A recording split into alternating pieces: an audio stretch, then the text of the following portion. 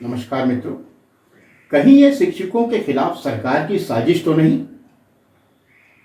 भारत में भी एक बड़ी क्रांति का कारण बन सकता है शिक्षकों का यह विद्रोह। आप एक अच्छी खासी प्रतिष्ठित नौकरी कर रहे हैं, परिवार के का अच्छी तरह से भरण पोषण हो रहा है, पूरा परिवार खुशहाल है। अचानक आपकी खुशियों को ग्रहण लग जाए, आपको अचानक पता लगे कि आपकी नौकरी जाने वाली है, तो आपके और आपके परिजनों पर क्या बीतेगी, क्या गुजरेगी? जाहिर सी बात है, खुशियां मातम में बदल जाएंगी।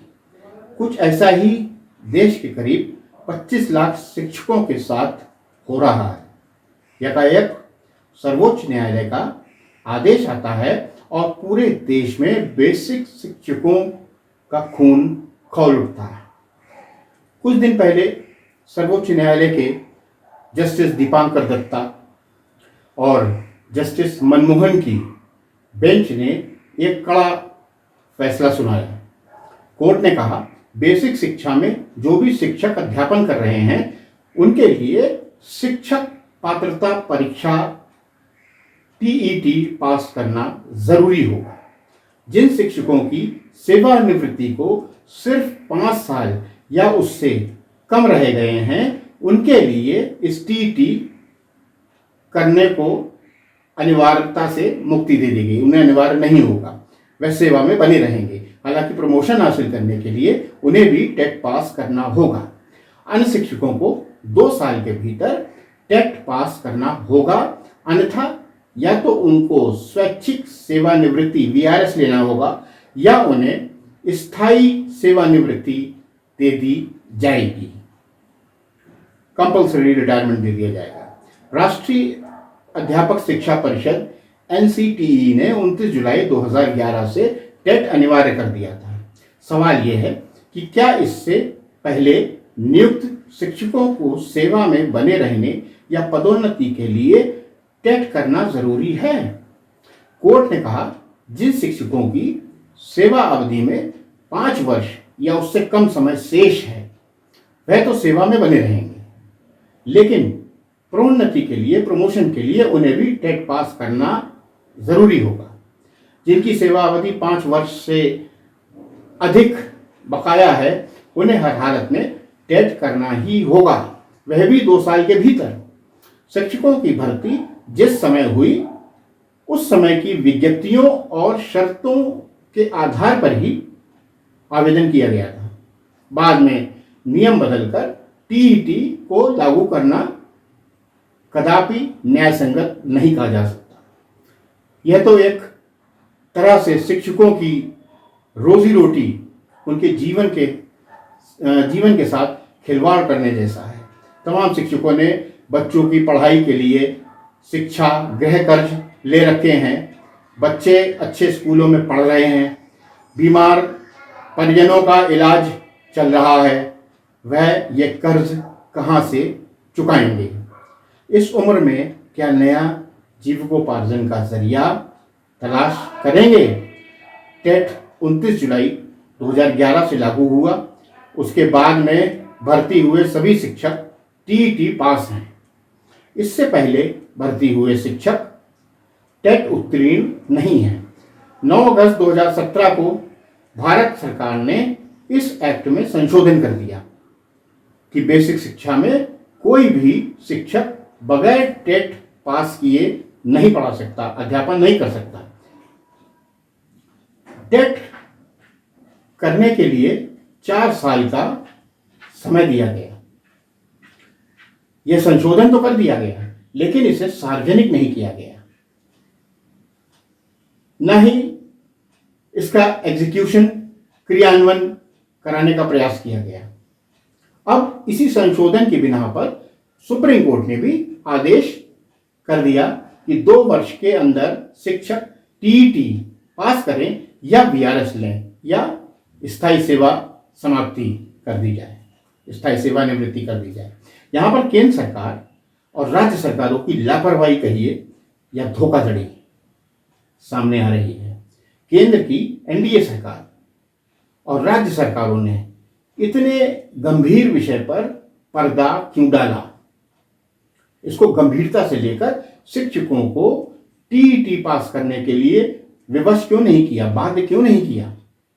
साफ तौर पर जाहिर होता है कि केंद्र सरकार और राज्य सरकार वास्तव में शिक्षकों को नौकरी से निकालने की साजिश रच रही थी। नौकरी देना तो मुश्किल है और नौकरी छीनने पर आमादा दिख रही है केंद्र और राज्य सरकारें।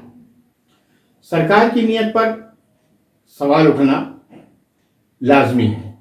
पूरे देश में करीब 25 लाख और सिर्फ उत्तर प्रदेश में 3 लाख से ज्यादा शिक्षक सरकार की साजिश और सर्वोच्च न्यायालय के फैसले से प्रभावित हो रहे हैं। आइए कुछ शिक्षक संघ के नेताओं के तर्क भी सुनते हैं, उनका क्या कहना है इस विषय में। किसी भी सर्विस के आज तक के इतिहास में कभी भी नियम नहीं बदले गए हैं। बीच बीच में क्वालिफिकेशन जरूर चेंज हुई है, लेकिन वो आगे से लागू हुई है जिस तारीख से चेंज की गई है। इससे पहले वालों पे ये आदेश थोपना जो है बिल्कुल ही गलत है, कहीं से भी न्याय संगत नहीं है। अभी हाल ही में माननीय सर्वोच्च न्यायालय द्वारा शिक्षकों को टीईटी पास करना अनिवार्य कर दिया गया है, जो कि सुनवाई के दौरान शिक्षकों को अपना पक्ष रखने का मौका नहीं मिला, जो कि न्याय के सिद्धांत के विपरीत है। ऐसी स्थिति में केंद्र सरकार को अपना पक्ष शिक्षकों के हित में रखते हुए 2011 से पूर्व जो शिक्षक नियुक्त हैं या जो पदोन्नत हैं उनको टीईटी से मुक्त रखने का प्रयास करना चाहिए। और ऐसी स्थिति में जो केंद्र सरकार का जो निर्णय होगा वह तर्कसंगत एवं न्याय के सिद्धांत के अनुरूप होगा। सुप्रीम कोर्ट के 1 सितंबर 2025 के निर्णय से जो टीटी के संबंध में लिया गया है, इससे पुराने शिक्षकों पर नौकरी का संकट खड़ा हो गया है। जबकि होना ये चाहिए कि आरटी एक्ट 2009 में बना, उसके बाद से ही इसे लागू होना चाहिए और तब से सभी शिक्षक टीटी उत्तीर्ण करके ही बन रहे हैं। पुराने शिक्षक अपने समय में अपने मानक पूर्ण करके ही सब लगे हैं, तो इनको बाध्य नहीं करना चाहिए। सरकार को एक अध्यादेश ला करके इसको समस्या को समाधान करना चाहिए। उत्तर प्रदेशीय प्राथमिक शिक्षक संघ इसके लिए संघर्ष कर रहा है हर स्तर से और वार्ता हो रही है। जहाँ तक संभव है पुराने किसी शिक्षक को टीटी उत्तीर्ण करना नहीं होगा। सुनिए।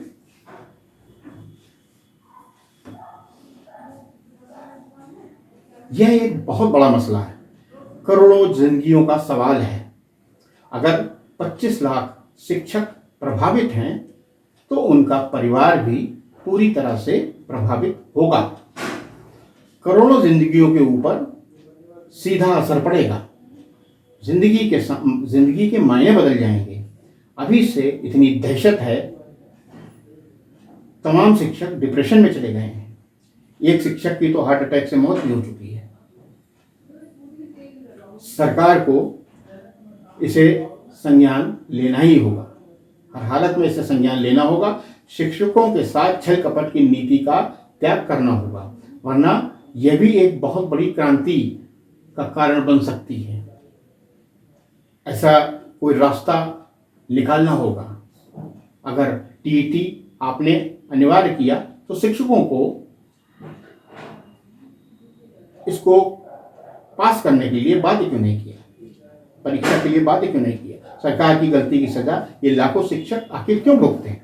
सरकार इनको नौकरी से निकालने की बजाय इनको ट्रेनिंग कराए या फिर इनको इस बाध्यता से टीईटी से छूट दे।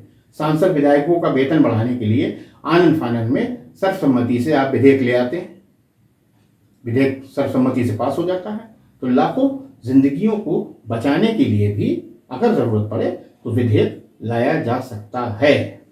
शिक्षकों को सेवा में रखते हुए टेट कराया जाए या फिर उनको इससे छूट दी जाए।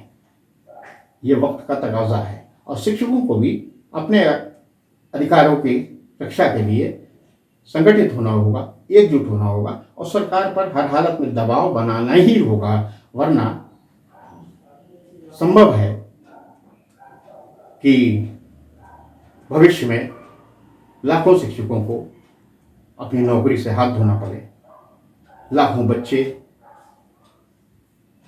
परिवार शिक्षकों के आर्थिक तंगी के हालातों से गुजरने को विवश हो जाए।